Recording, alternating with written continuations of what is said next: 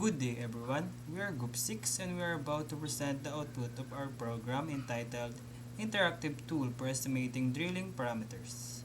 Upon starting the program, the user will be greeted with a welcome message that introduces the purpose of the tool. First, the user will be prompted to enter total drilling depth in feet, using the input function as you can see on the left side of the screen. This depth input is important for it is a core input that drives the entire cost estimate. To ensure proper data handling, the program checks whether the user input is valid.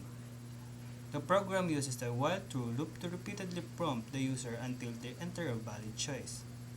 Once a valid input is received, the program uses break to exit the loop. If the input is invalid, the loop continues and print an error message. Let's say we input -2.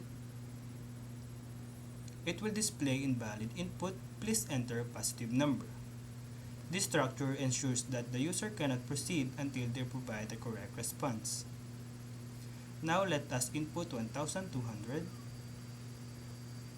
And as you can see, if we input the valid choice, we can continue on to the next input.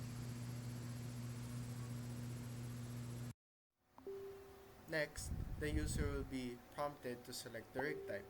The rig type influences the cost per hour of the operation. Land rigs are cheaper while offshore rigs are typically more expensive due to the logistical and operational complexity. If the user inputted 1, which is land rig, the rig rate will be equivalent to 500, and if 2 or offshore rig, the rig rate is equivalent to 1500. If the user doesn't enter 1 or 2, they mistakenly input a letter or a special character, the program prints the message, invalid input, please enter 1 or 2. So, let's input 2. Next is the drill bit selection. The user will be prompted to select the drill bit type. The bit type determines the drilling efficiency and rate of penetration or ROP.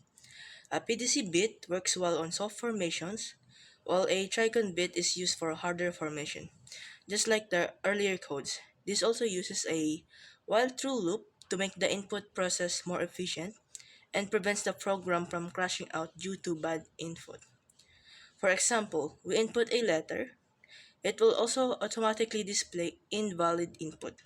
Please enter 1 or 2 and shows the option let us input 2.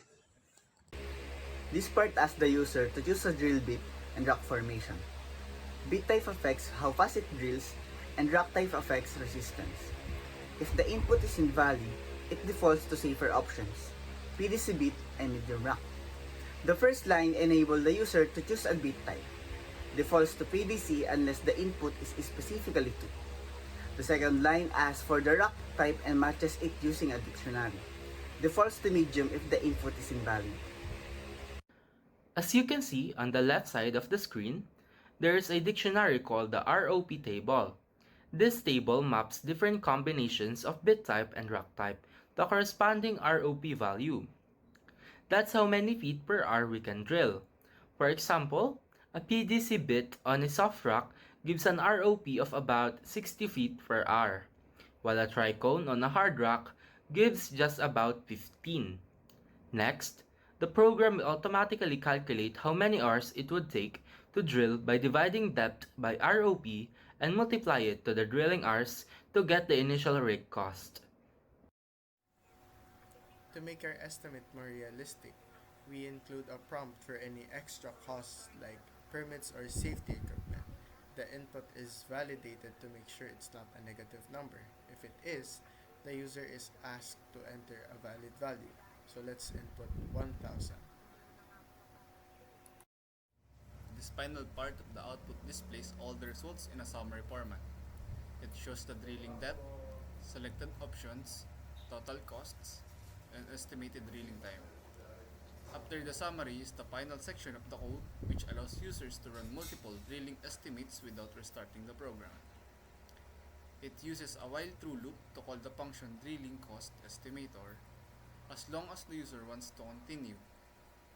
The user is prompted with a question, would you like to perform another estimate? Yes or no. If the user's inputs a yes, the program will repeat from the start, and if no, it will display thank you for using the drilling cost estimator tool. Goodbye. That concludes our presentation. Thank you.